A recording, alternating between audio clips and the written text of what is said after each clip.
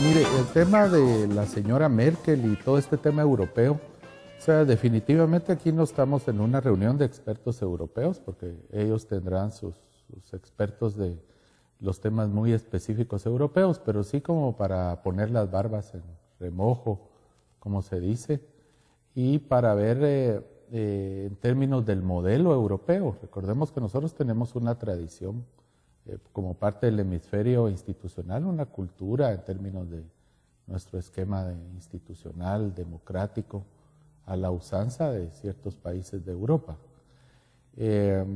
Y una parte importante del ejemplo europeo es nuestra integración. O sea, en este acuerdo de asociación, que estoy seguro que también hablaremos aquí un poco, ¿verdad?, que se va a firmar en muy pocos días con la Unión Europea, el acuerdo de asociación, hay también una serie de apoyos al tema de la integración. Entonces, integración económica en un primer momento, integración social e integración política. Entonces, a nosotros nos ha interesado mucho, no solo como guatemaltecos, sino como centroamericanos, ir siguiendo cómo evoluciona un modelo bastante más desarrollado que el nuestro de integración. Y aquí, incluso desde la perspectiva de los Estados Unidos, que también es como un modelo mucho más integrado, ¿verdad?, con todos los estados que componen la Unión Americana, también los expertos políticos y económicos estadounidenses han estado estudiando el modelo de integración europeo. Y verdaderamente hay una crisis en el modelo de integración.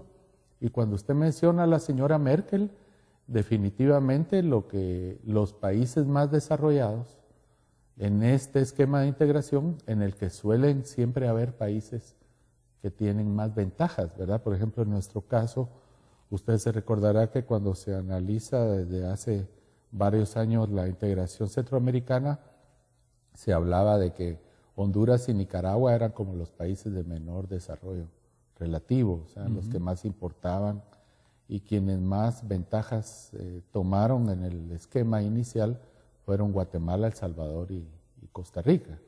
Pues así sucede también en el caso europeo, que se llega a hablar incluso de un modelo que nosotros lo usábamos mucho en los esquemas del desarrollo, cuando se hablaba de países periféricos, que éramos nosotros, y el país central, que era los Estados Unidos. Y ahora los periféricos están siendo unos países que también un poco despectivamente se les dice PIGS, ¿verdad?, donde está Portugal, Irlanda, España, Grecia, claro, que paradójicamente tienen un mejor fútbol que los norteños, ¿verdad? Que son los países mediterráneos, sí, un poco los lo países que del señala, sur, ¿verdad? Mientras que los del norte, es evidente que la señora Merkel está teniendo que tener un mensaje bastante duro, porque definitivamente se le está pidiendo mayores aportes. Recordemos que en un esquema de integración las cosas no vienen solo gratis, pero entiendo, sino licenciado, aportes fiscales incluso. Entiendo que en este momento parte de la posición alemana, que sería como que la líder de este grupo, es en el sentido de una mayor intervención directa de los países de la eurozona en el propio presupuesto de cada país y en sus políticas fiscales. Digo esto porque obviamente cuando ella llama austeridad, esto se contrapone con las políticas sociales que han sido tan amplias en Grecia, este estado de bienestar que, aunque nace en Alemania con Bismarck, termina llegando a exaltarse, digamos, en las políticas sociales en España, en Portugal, en Irlanda, en Grecia, que llega a estos tremendos déficits fiscales, a un endeudamiento sumamente alto. Se habla de déficits mayores en estos países, se habla de endeudamientos mayores del 60 o el 60%.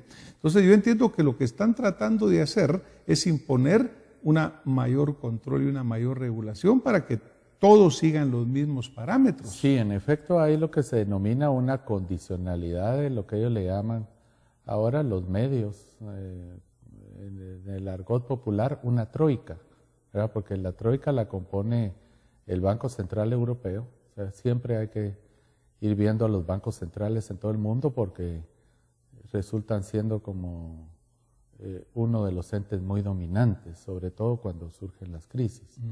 La troika la compone el Banco Central Europeo, o sea, siempre hay que ir viendo a los bancos centrales en todo el mundo porque resultan siendo como uno de los entes muy dominantes, sobre todo cuando surgen las crisis.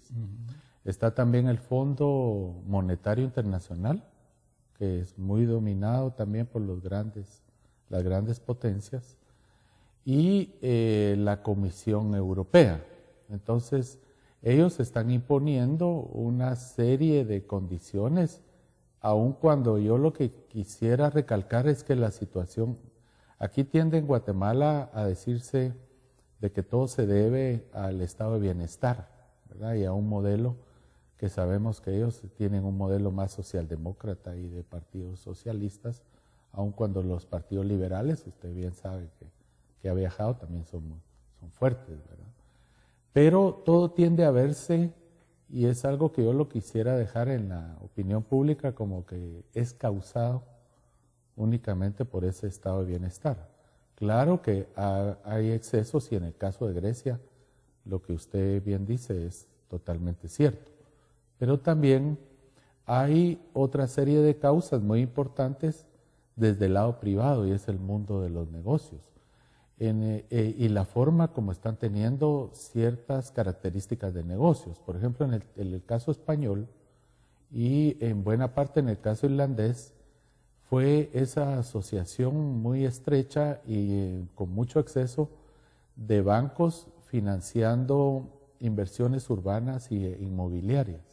Muy buen ejemplo norteamericano, digamos. Muy con el ejemplo norteamericano, muy con el ejemplo de la crisis asiática, al punto que la gente que en verdad tiene años de estarle siguiendo al tema de las crisis y este tipo de patologías que estallan de repente, recomiendan, y es una recomendación que también yo quisiera dejar para el ambiente guatemalteco, tener mucho cuidado con esos grandes proyectos que se financian de bienes raíces, ¿verdad? Esos grandes centros comerciales, esas grandes construcciones urbanas. Pues esas son las lecciones que yo siento que debíamos de aprender, licenciado. En cuanto a este acuerdo de asociación que pues, se acaba de firmar este viernes recién pasado acá en Tegucigalpa, ¿qué ventaja le ve usted para Centroamérica? ¿Cree que va a ser positivo a pesar de que en este momento pues, la eurozona está un poco débil, pero ¿cómo cree que nos va a beneficiar?